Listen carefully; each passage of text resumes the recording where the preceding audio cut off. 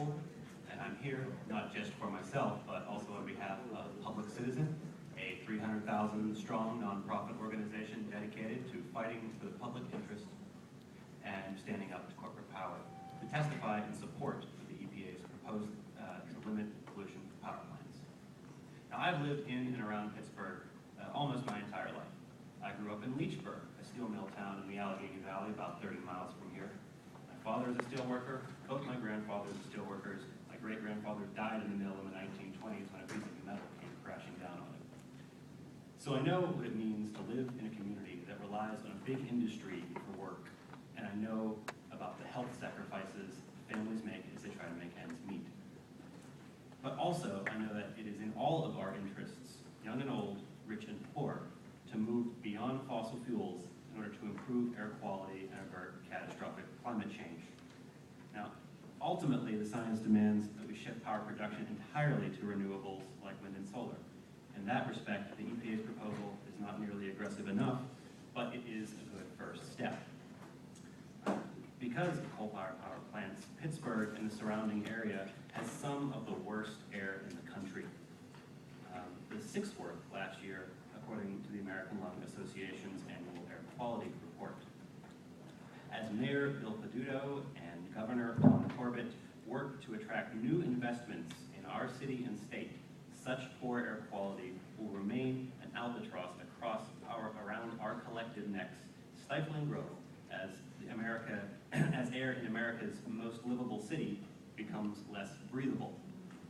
For myself, I can say the more I learn about our low air quality, the more I consider relocating somewhere with cleaner air. I had respiratory problems growing up. I have a 1-year-old son.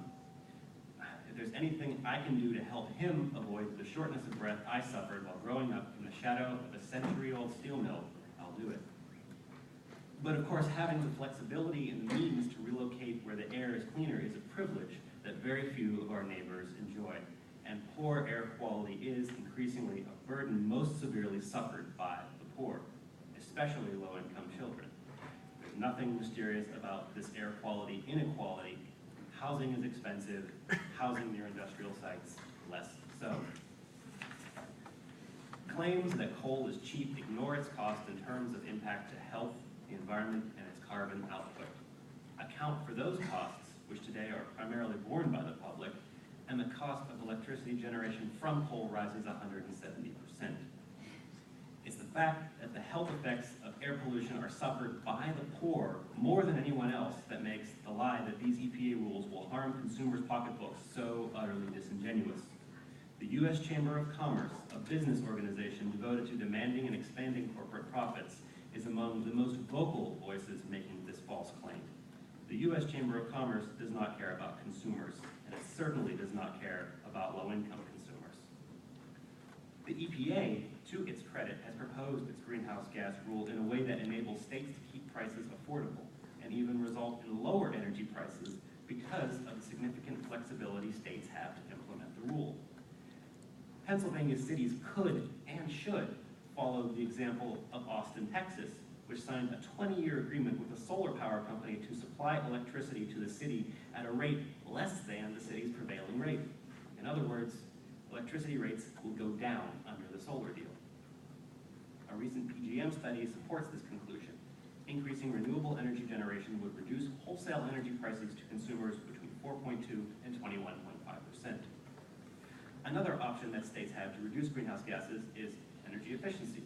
Using power more efficiently means using less power overall, translating into fewer fossil fuels burned and lower utility bills. As an added bonus, putting people to work improving efficiency boosts the economy and creates jobs.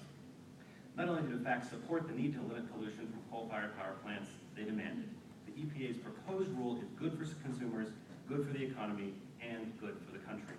Polluting industries such as those that have set themselves against the EPA's modest standards will say anything if they think it will help them scare the public and convince regulators to back down. Their financial interests in continuing to pollute as much as they want is no excuse for sacrificing the public interest in addressing climate change and ensuring clean air.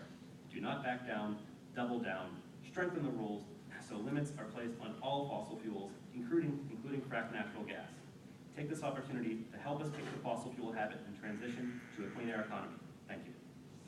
Thank you very much.